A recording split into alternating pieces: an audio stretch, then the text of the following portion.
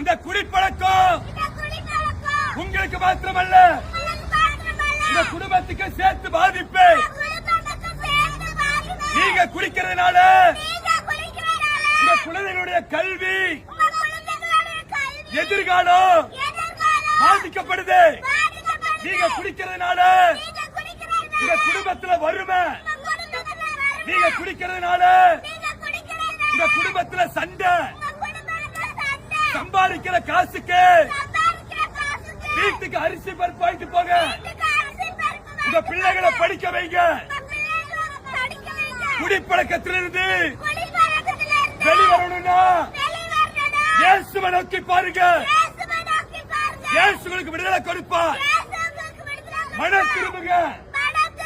யாரும் குடிக்காதீங்க. குடிக்காதீங்கன்னா யாரும் ஒரு சின்ன அவேர்னஸ்